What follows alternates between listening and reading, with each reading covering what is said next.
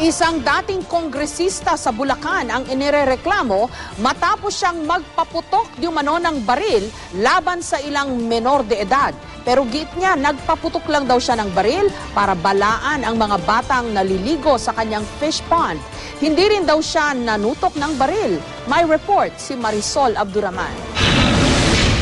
Bakas sa mukha ng 12 anyos na si Maria ang takot ng makausap namin. Natatakot. Saan ka natatakot? Nagpaputok po kasi ng baril. Sariwa pa raw sa kanyang alaala ang nangyari sa kanya at sa 3 iba pang kapwa-bata noong Lunes sa barangay Maginaw, San Rafael, Bulacan. Nagbibisikleta raw sila nang maisipang magpahinga sa isang lugar malapit sa palaisdaan nang bigla na lang may nagpaputok ng baril. Sa takot nila, napatalon daw sila sa palaisdaan. Pero muli raw nagpaputok ang isang matandang lalaki na tinawag lang niyang Tata Carding at napag-alamang si dating Bulacan Congressman Ricardo Silverio Sr. Tapos nalaman na putok ng baril yun. Nakita po namin siya. Yung pagpapaputok ba niya ng baril sa inyong direksyon? Pataas? Sa taas po. Dali-dali na raw silang umalis sakay ng kanilang bike. Kasama niya noon ang 13 anyos ng kapatid na si Elena. Pero naabutan daw sila sa kalsada ni Tata Carding sakay ng dilaw na kotse. Pinabitawan niya sa amin yung bike tapos binitawan ko yung isa namin kasama, hindi niya binitawan. Kinuha yung kamay niya, pinilipit, saka tinutukan ng baril sa leeg. Binuksan po yung bintana tapos sumilip po. Pinapunta po kami, sabi daw po, iwanan daw po yung bike.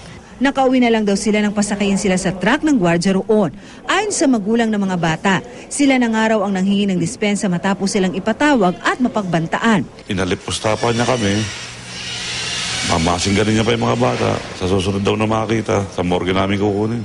Kanina, dumulog ang mga bata kasama ang kanilang mga magulang sa Women and Children's Protection Division ng CIDG para ireklamo si Silverio. So, mas paniniwalaan sila ng batas. Since na i-file na po ito at diretso po sila, may abogado po pala sila, ay hindi na po kami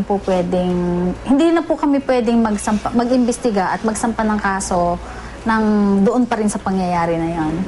Yung forum shopping na po yun. Nireview ko lang po namin yun kanilang mga statements at nagbigay po kami ng payo sa kanila. Inirekomenda rin ng CIDG na isailalim sa counseling ang mga bata. Ayon sa Public Attorney's Office Upao, kung tutuusin, trespassing daw ang mga bata o illegal na pagpasok sa isang lugar. Pero sa kaso raw ng 3 bata, itong Juvenile Justice Welfare Act, pag ang bata ang edad ay 15 years old and below, ay hindi pwedeng makulong, hindi pwedeng makasuhan ng kaso kriminal. Pero may pananagutan rin daw ang nananakot. Pananakot pa rin yun. Sa harap ng may epekto sa mga bata yun, child abuse pa rin yun. Hindi naman itinanggi ni Silverio na nagpaputok siya ng baril, pero ito raw ay para balaan ang mga bata na naliligo sa kanilang fish pond. Binusinahan daw niya ng sasakyan pero nagsitakbo. Itinanggi naman niya ang umano'y panunutok ng baril at pananakot. Ba't ka tututok yung batang maliligid, tututukan ko ng baril? Common sense dictate. Apo. Kaya lang ako nagpuputok ng baril for them to stop. Para huwag tumakbo rin sa kwan. Dahil tatakbo na naman sasakay sa bisikleta, hindi ko makakausap. Legal din daw at may lisensya ang kanyang baril. Ang mga bisikleta raw, sadya niyang pinaiwan para makausap ang mga magulang. Handa rin daw siyang harapin ang reklamo sa kanya. Ayaw mo sila magdemanda, di punta ko sa husgado. Sabihin ko sa husgado yung sinasabi ko sa inyo. I cannot say more than that. Marisol Abduraman, GMA News.